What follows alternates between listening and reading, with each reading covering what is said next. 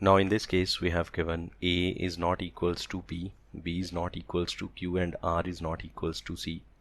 Then हमारे पास एक determinant है that is equals to 0 and we need to find the value of P by P minus A, Q by Q minus P and R by R minus C. इन तीनों को plus करके क्या बनेगा हमें वो वैल्यू फाइंड आउट करनी है. And the options are -1, 1, -2 and 2. Now let's expand this determinant and before expansion हमें नज़र आता है कि हम इसमें अगर डायरेक्टली एक्सपैंड करेंगे तो थोड़ा सा तो मुश्किल रहेगा. कुछ जगह पे तो ज़ीरो जनरेट किया जा सकता है ऑपरेट करके. सो हमने रो 2 में से रो 1 को माइनस किया, row 2 goes to row 2 minus row 1 and row 3 goes to row 3 minus row 1. Now we can subtract the first row from the second. So first row will remain same, P, B and C. Then you will get A minus P, Q minus B, C minus C will be 0. एक 0 आ गया. इसी तरह से अब हम third row में से first वाली को माइनस करेंगे. You will get A minus P again. B में से B निकल गया 0 और R में से C माइनस किया तो R minus C. This determinant is equals to 0. ठीक है.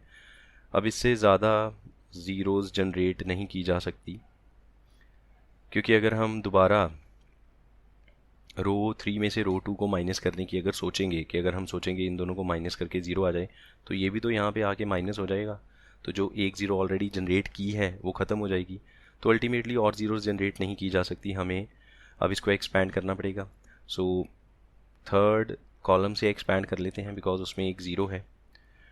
So expand by C3, C into row column छोड़ के you will get A minus P into 0, वो 0 हो गया, minus of A minus P into Q minus P. Then minus 0 into something उसको छोड़ दिया plus R minus C. Row column छोड़ने के बाद you will get P into Q minus P plus minus, here you will get minus B into A minus P and this is equals to 0. ठीक है, यहाँ तक सही है बिल्कुल. कैलकुलेशन एक बार चेक कर लीजिए. I hope this much is clear. थोड़ी और ब्रैकेट्स वगैरह ओपन कर लेते हैं. अच्छा ये देखो यहाँ पे A माइनस P में बाहर माइनस है तो इस माइनस को अंदर ले जाओ. तो माइनस को हमने एडजस्ट किया तो ये बन गया P minus A, P minus A into Q minus P into C. C तो है ये साथ में.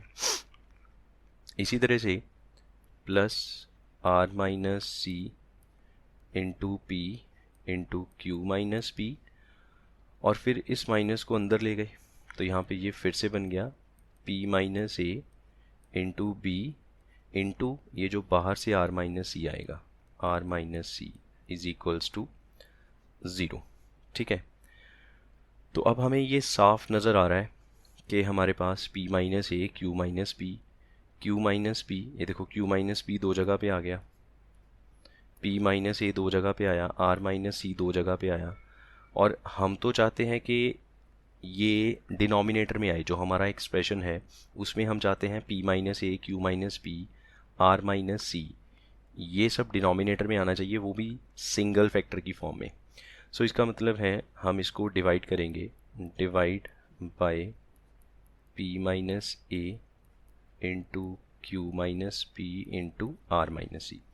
सो फर्स्ट में से आप देखो P minus A, Q minus P cancel हो जाएगा. You will get C by आपके पास आएगा R minus C plus P by R minus C और Q माइनस P कट गया, P माइनस A प्लस यहाँ पे रह गया B बाय B ओवर इसमें बचेगा Q minus B is equals to 0.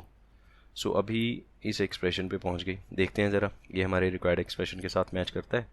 Required expression में ऊपर पी क्यू आर चाहिए, नीचे जो चाहिए था P minus A, Q minus P, R minus C वो तो आ गया, लेकिन ऊपर हमें पी क्यू आर चाहिए, A B C नहीं चाहिए. ठीक है. तो हमें इसमें P over P minus A तो मिल गया, ये मिडल वाली टर्म तो एक्सप्रेशन के साथ मैच करती है, लेकिन हम क्या चाहते हैं कि ये जो c लिखा हुआ है c, इस c की जगह पे, जस्ट अ मिनट, हम चाहते हैं कि, एक सेकेंड ज़रा, इस c की जगह पे हमारे पास r आ जाए और इस b की जगह पे हमारे पास q आ जाए। हम ये चीज़ चाहते हैं, ठीक है। तो उसके लिए हमें क्या करना पड़ेगा, उसके लिए हमने इधर वाली साइड +1 किया, मतलब उसके लिए हमने LHS में थोड़ा चेंजेस करी, c by r minus C +1 plus p by p minus A plus b by q minus b +1। मैंने 2+1 LHS में कर दिए, तो बैलेंस करने के लिए राइट साइड में भी 2 ऐड करना पड़ेगा। अब ये ऐसा क्यों किया, क्योंकि अगर हम यहाँ से एलसीएम करेंगे तो देखो c माइनस में प्लस में कट हो जाएगा, ऊपर r जनरेट हो जाएगा। तो हम चाहते थे c की जगह पे r आए, तो ऐसे थोड़ी ना कि c को हटा के r लिख देंगे, हमें r किसी तरह से जनरेट करना पड़ेगा।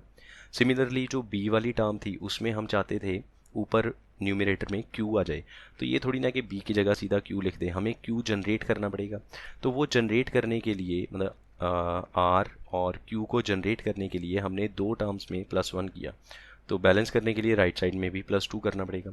अब बस यहाँ से आप c बाई आर माइनस सी का 1 के साथ एलसीएम करेंगे, c से c कट हो जाएगा, you will get r by R minus C plus p by p minus A plus q by q minus b, and that is equals to 0. So this is the answer of required expression. So answer is 2, D इसका correct option है।